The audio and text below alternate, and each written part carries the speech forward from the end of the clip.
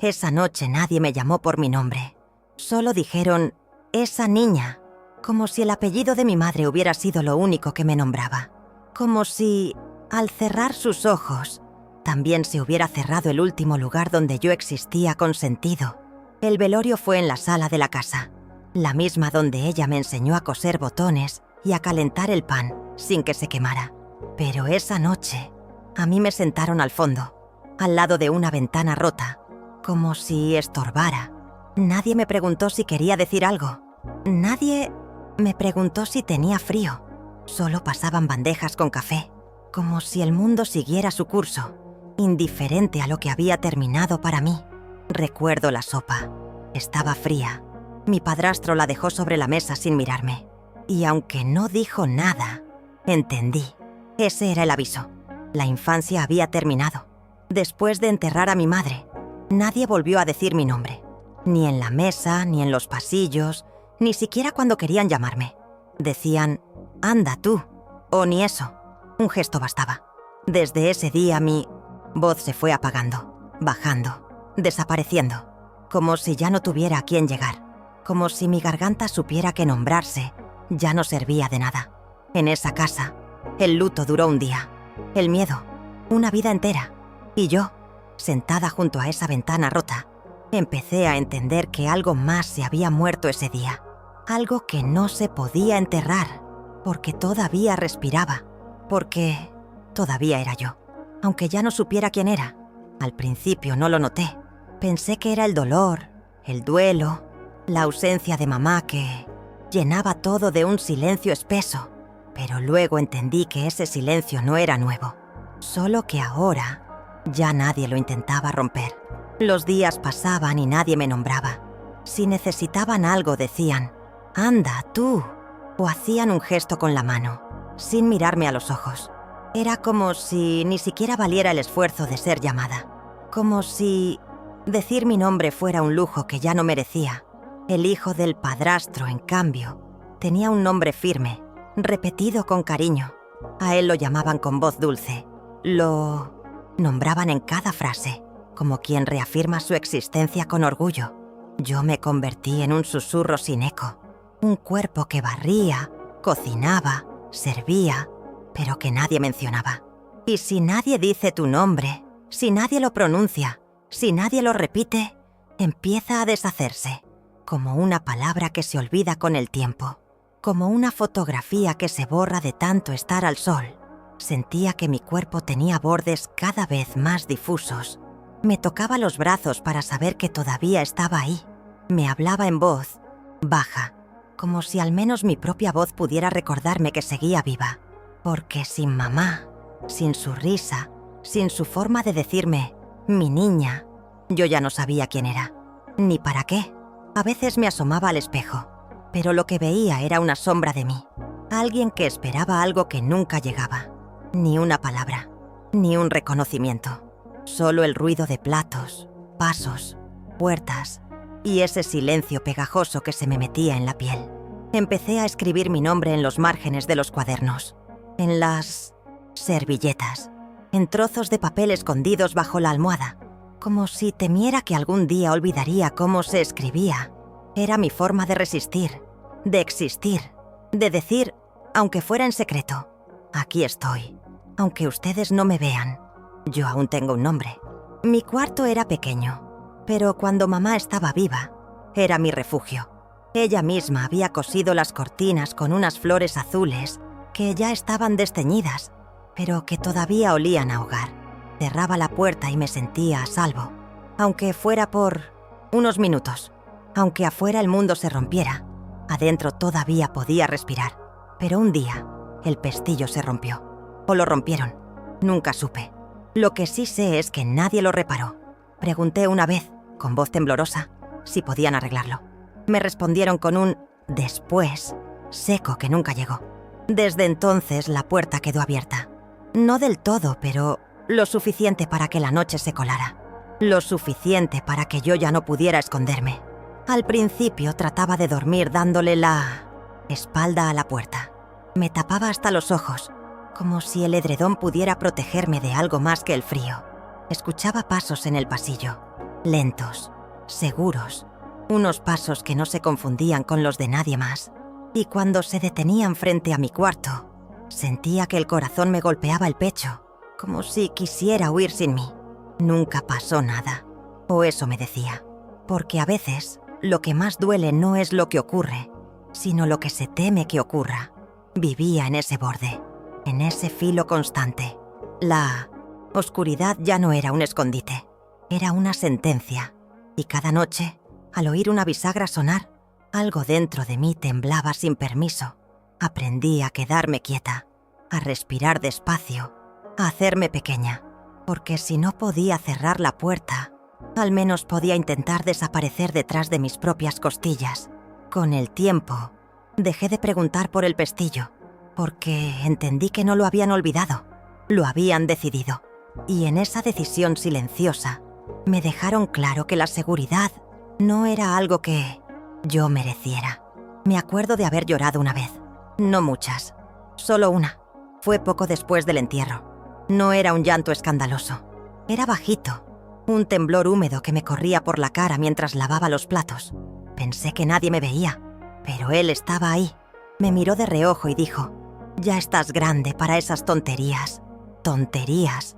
Así le llamaban a mi tristeza, a mi orfandad, a mis ganas de que alguien, solo alguien, me dijera que todo iba a estar bien.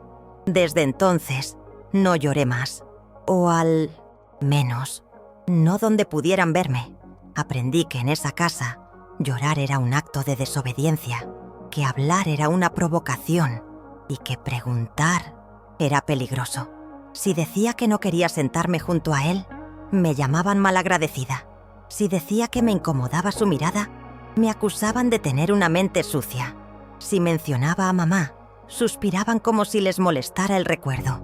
Así aprendí a tragarme los gritos, como se tragan las lágrimas, con vergüenza, con miedo, con la certeza de que nadie va a escuchar. El silencio fue mi defensa, pero también fue mi condena. Me volvió invisible, pero también me permitió sobrevivir, porque cuando nadie te cree, lo único que te queda es callar. Callar hasta que las palabras se pudren por dentro, hasta que uno empieza a confundir el silencio con la calma. Y no era calma, era resignación. Era esa quietud forzada de quien sabe que hacer ruido es invitar al castigo.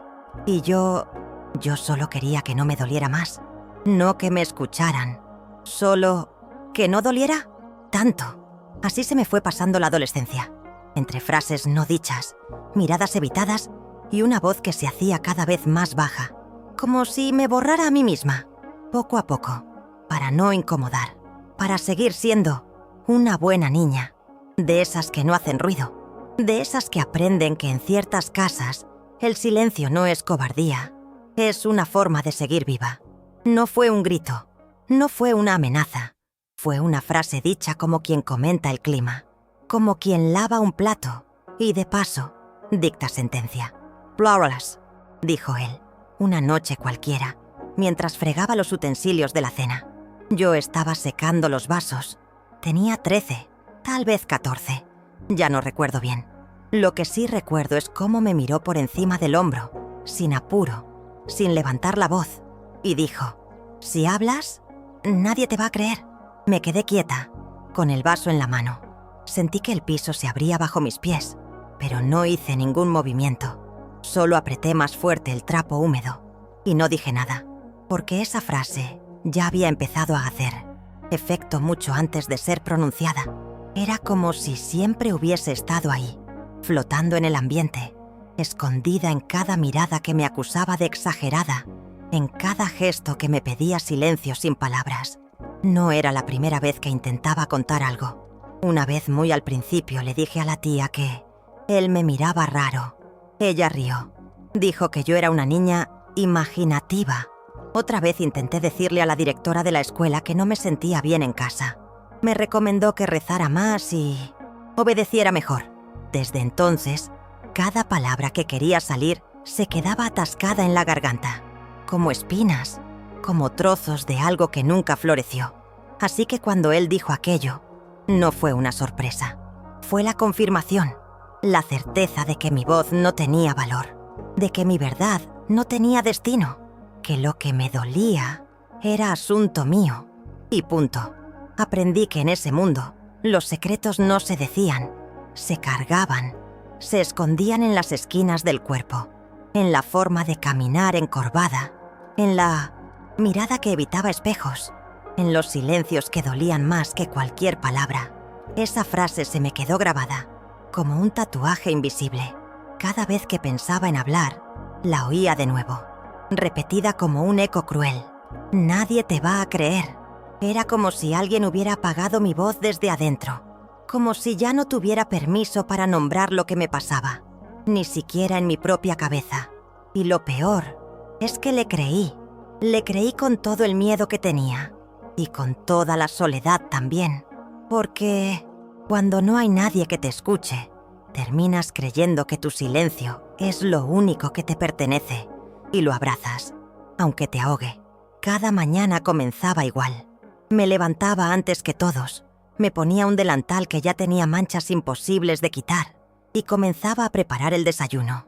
Café para él, con poco azúcar, pan cortado en diagonal, jugo de naranja que debía exprimir en silencio, no porque alguien lo dijera, sino porque el ruido molestaba. Todo lo que hacía debía ser preciso, invisible, correcto, como si servir fuera mi forma de pedir perdón por algo que no sabía qué era.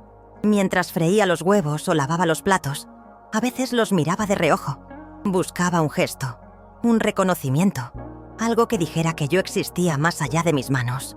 Pero no había nada, solo bocas que comían, cuerpos que pasaban de largo, palabras que no me incluían. En esa cocina yo era parte del mobiliario, un objeto útil, una sombra que calentaba la comida, pero no merecía un lugar en la mesa de verdad. Algunas mañanas, mientras cortaba cebolla, deseaba que el ardor en los ojos fuera por la cebolla solamente, pero sabía que no. Sabía que, en el fondo, cada lágrima contenía un grito que ya no me atrevía a soltar. Me dolía el cuerpo, me dolía la espalda, me dolía existir así, callada, dócil, rota por dentro y obligada a sonreír. Recuerdo que una vez, mientras pelaba papas, miré el cuchillo por un segundo más de lo necesario. No quería lastimarme, pero me pregunté por un instante si ese mismo cuchillo podía cortar la culpa ajena, la que me habían colgado como si fuera mía, la que cargaba en silencio, día tras día, entre cucharas y sartenes. Cocinar se volvió mi único refugio, no porque lo disfrutara, sino porque ahí, al menos, nadie me gritaba. Mientras estaba ocupada parecía menos molesta, menos visible, más tolerable. Servir se convirtió en mi forma de sobrevivir. Alimentar para no ser mirada, atender para no ser tocada, preparar la mesa para no ser expulsada de ella del todo. Y así pasaban los días, entre aromas de sopa, platos rotos y migas que siempre quedaban bajo la mesa. Yo les cocinaba, a quienes me rompían por dentro. Y nadie, nunca, preguntó si yo tenía hambre también, de afecto, de palabras, de alguien que, aunque fuera una vez, me preguntara cómo me sentía de verdad. Cumplía 13, o quizá 14, no importaba. En esa casa, los años no se celebraban, se soportaban. Ese día me dieron una libreta. Estaba envuelta con una cinta roja, mal atada, como si la hubieran improvisado a último minuto. «Para que escribas lo que piensas», dijeron. Pero no lo dijeron mirándome. Lo dijeron mientras ya caminaban hacia otra habitación, como quien lanza algo por compromiso, sin esperar respuesta. La libreta era de hojas gruesas, sin líneas. Al principio no supe qué hacer con ella. Me daba miedo llenarla. Miedo de escribir algo que después alguien pudiera leer. Pero una noche, mientras la casa dormía, me senté en el suelo con una linterna y empecé a dibujar. No sabía dibujar bien, pero tampoco necesitaba hacerlo. No buscaba belleza, solo buscaba un sitio donde mi silencio pudiera tener forma. Dibujaba sombras, dibujaba puertas abiertas, ojos sin rostro. A veces escribía palabras sueltas. Miedo, frío, nadie. No sabía si eso era escribir lo que pensaba. Solo sabía que cuando lo hacía, me dolía menos el pecho. Era como escupir el veneno que me tragaba cada día sin decirlo. Esa libreta se volvió mi espejo. Uno roto, tal vez, pero mío. Un lugar donde podía existir sin miedo a ser reprendida. Cuando llegó la hora de soplar la vela, una sola, en una rebanada de torta seca, no pedí nada. Cerré los ojos, por costumbre, pero no deseé, porque ya había aprendido que desear era solo otra forma de decepcionarse. Pedir algo implicaba esperar, y yo ya no esperaba nada de nadie. Ni un gesto, ni una palabra, ni un abrazo. Ese fue el año en que dejé de hablar con Dios. No porque no creyera, sino porque sospechaba que Él también había dejado de escucharme. O que tal vez nunca me había oído de verdad. Me sentí culpable por pensar eso, pero más culpable aún por fingir que seguía esperando algo bueno, cuando todo en mi entorno me gritaba lo contrario. Desde entonces, cada vez que alguien me preguntaba qué quería para mi cumpleaños, respondía lo mismo: nada. Y no era una forma de ser humilde, era una verdad profunda, porque cuando una aprende a vivir sin deseos, también aprende a dejar de dolerse por lo que no llega. Y eso también es una forma de seguir respirando, aunque por dentro una parte se esté apagando. Con los años, las cosas cambiaron por fuera, pero por dentro todo seguía igual. Yo crecí, mi cuerpo cambió, mi voz se volvió más firme aunque casi no la usara, pero dentro de mí algo permanecía congelado, una especie de vergüenza muda, sin forma, sin causa clara, pero constante. Iba conmigo a todas partes, a la escuela, al mercado, incluso cuando estaba sola. Me preguntaba, sin decírmelo en voz alta, si la culpa era mía, si mi ropa había sido inadecuada, si mi manera de reír había incomodado, si mi existencia simplemente había provocado todo lo que me callé. Sabía que no tenía sentido pensarlo así. Sabía, en lo más profundo, que una niña no puede ser culpable de lo que le hacen los adultos. Pero el saber no siempre borra lo que una siente, porque eso fue lo que me enseñaron sin palabras, que si algo malo pasaba, era porque yo lo había permitido, porque no supe decir no de forma convincente, porque no me fui, porque no grité, porque seguí poniendo la mesa, sirviendo el café, bajando la mirada. La culpa se volvió mi sombra, mi herencia no dicha, mi carga invisible.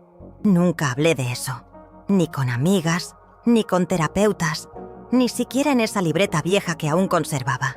No porque no quisiera, sino porque no sabía cómo. ¿Cómo se pone en palabras algo que ni siquiera se nombra dentro de una misma? ¿Cómo se confiesa una herida que no sangra, pero pesa? Había días en que me miraba al espejo y me preguntaba si alguien más podía verla.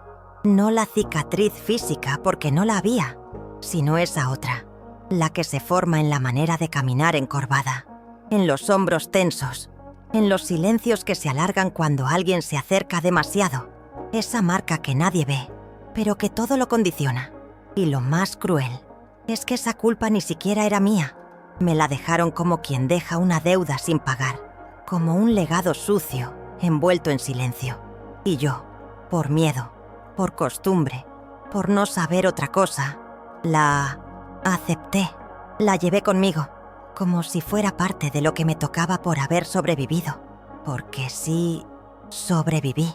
Pero durante mucho tiempo sentí que debía disculparme por eso también, como si vivir después de todo fuera un acto que merecía castigo y no consuelo. No fue una decisión repentina, fue una idea que germinó en silencio, como todo lo importante en mi vida. Empezó con una duda: ¿y si pudiera dejar de ser la que ellos dijeron que era? ¿Y si pudiera inventarme otra forma de existir, lejos de esa historia? Lejos de ese eco que me repetía que yo era solo una consecuencia. Pasaron años antes de que me atreviera. Años de firmar papeles con un apellido que me dolía. De escuchar cómo lo decían en voz alta en oficinas, en bancos, en salas de espera. Como si no supieran que, al pronunciarlo, también llamaban al miedo. Hasta que un día, frente a un escritorio frío, Una mujer amable me preguntó cómo quería figurar en el documento. Y la pregunta fue tan sencilla, tan formal, que dolió, porque nadie me había preguntado nunca cómo quería ser llamada. No dudé, o tal vez sí, por un segundo. Pero después, con una firmeza que no sabía que tenía, pronuncié un nuevo nombre, uno que había imaginado en secreto, uno que no llevaba el peso del pasado, ni la marca de lo que me hicieron, uno que era mío, solo mío. Lo escribí con una letra que temblaba un poco, pero no por miedo, temblaba por la emoción, por la certeza de que estaba haciendo algo que no se puede deshacer. Al escribirlo, sentí que también estaba tachando el otro, el antiguo, el que me recordaba cada día que fui callada, ignorada, usada. No era un acto de venganza, no era un castigo para nadie. Era mi forma de decirme a mí misma, yo no soy lo que me hicieron. Era una declaración, una línea que separaba a la niña rota de la mujer que, poco a poco, empezaba a juntarse de nuevo. Guardé el papel en un sobre y luego lo metí entre las páginas de aquella libreta vieja que aún conservaba, esa donde había dibujado sombras, donde había escrito palabras sueltas, donde había llorado en tinta. Lo guardé ahí como quien deja una semilla en tierra fértil, porque sabía que, con ese gesto, algo nuevo estaba empezando a nacer dentro de mí. Sonreí, no de felicidad, de dignidad, porque por primera vez en mi vida tenía una identidad que no me fue impuesta, un nombre que no arrastraba heridas, un lugar en el mundo que no dependía de la memoria de otros. Ese día no rompí con el pasado, lo solté, y en ese acto, silencioso, me convertí en autora de mi propia historia. Era una caja de cartón viejo, reforzada con cinta adhesiva en las esquinas. No tenía candado, ni etiqueta, ni decoración, solo polvo. Pero dentro guardaba más que objetos. Guardaba una vida que no se atrevía a salir.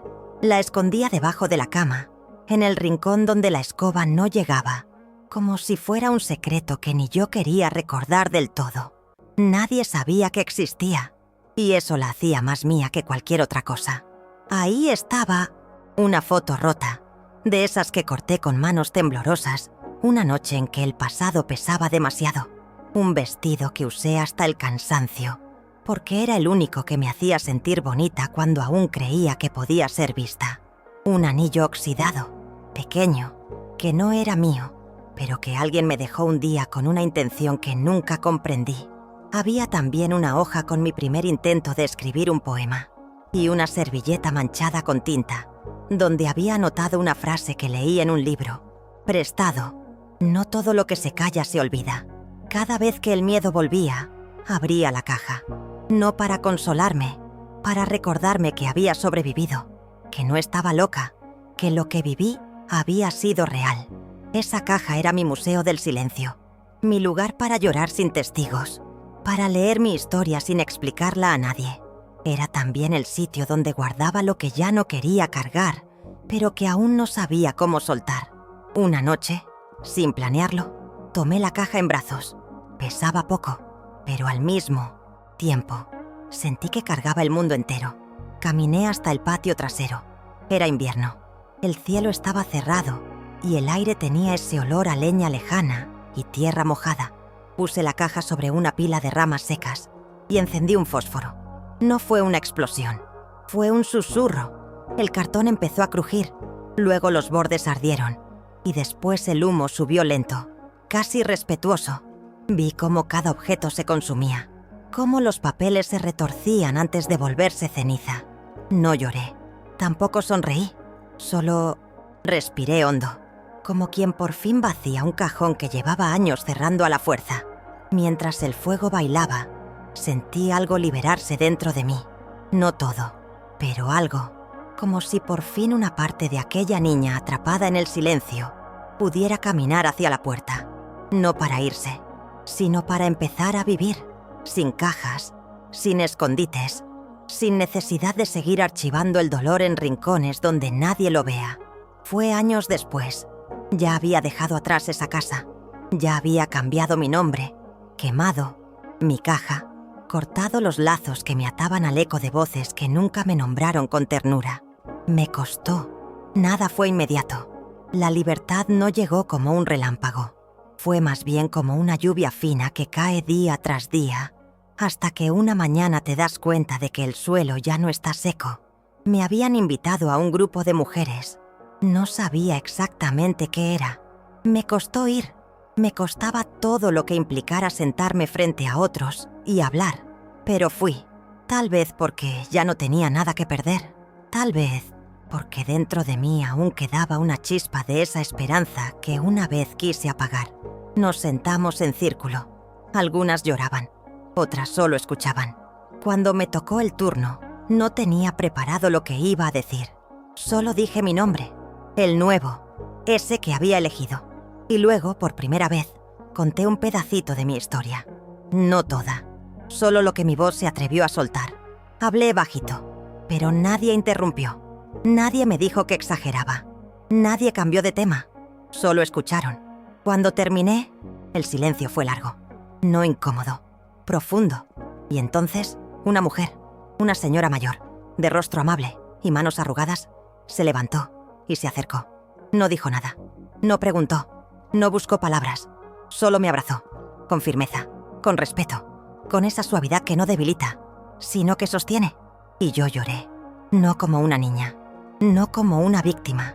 Lloré como alguien que por fin había sido vista. Como alguien que ya no necesitaba que la salven, pero que agradece, con toda el alma, que alguien haya estado ahí, sin juicio, sin condiciones.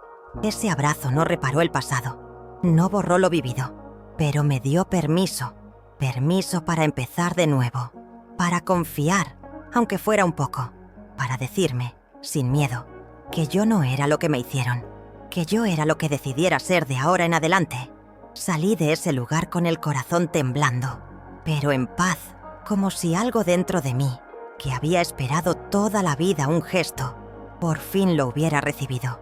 Y lo más hermoso es que ya no lo necesitaba, pero lo agradecí igual, porque a veces, cuando una aprende a sostenerse sola, el primer abrazo sincero no es una muleta, es un regalo. La última vez que pasé por esa calle fue por accidente. Tomé un autobús equivocado y cuando levanté la vista, ahí estaba, la casa donde todo empezó y donde tanto de mí se quedó detenido por años. No bajé, no me acerqué, solo la miré desde la ventana, como se mira una cicatriz ya cerrada. Seguía igual, la pintura descascarada, las rejas torcidas, la misma ventana rota, donde me sentaron el día del velorio. Era como si el tiempo no hubiera pasado allí, o como si, dentro de esa casa, el tiempo no se atreviera a moverse. No sentí odio, tampoco tristeza. Sentí distancia, como si lo que ocurrió ahí le hubiera pasado a otra persona, a una que aún recuerdo, pero que ya no soy. No volví, ni para buscar las fotos viejas que tal vez aún estén guardadas en algún cajón, ni para responder las llamadas que, de vez en cuando, aún suenan en el celular con un número que no guardé. No volví, porque entendí que mi historia no necesita comprobantes, que todo lo que tenía que recuperar ya lo llevaba dentro, y que todo lo que debía dejar atrás ya no me pertenece. Un día escribí una carta. No la envié, solo la escribí.